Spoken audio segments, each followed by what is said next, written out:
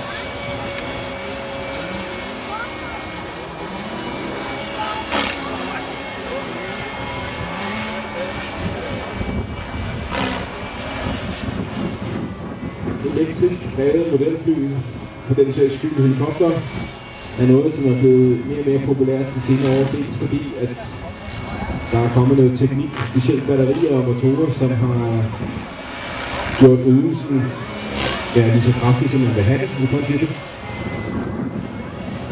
Men en anden åbenlys fordel, det er også, at der er ikke ret meget strøm på den type modeller her.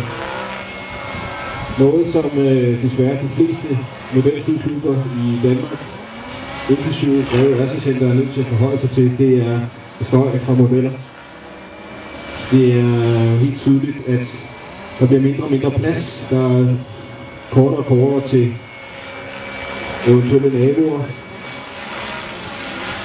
Og det er også tydeligt, at tolerancen over for aktiviteter som støjer er for nedadgående. Så de fleste modelflyklubber i landet kæmper i en eller anden udstrækning med støjproblemer. Og der er elmodeller jo et godt bud på modelflyvning uden at støje.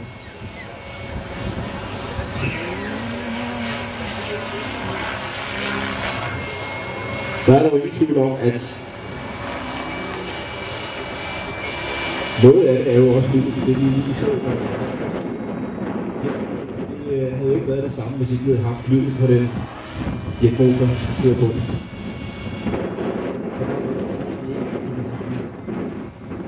Uden den rigtige lyd.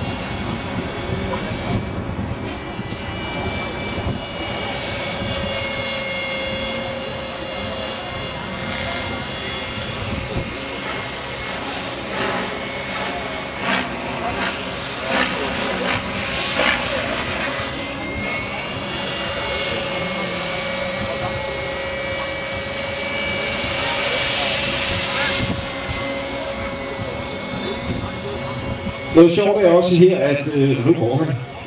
Kenneth han sidder herinde foran, eller i midten eller hele.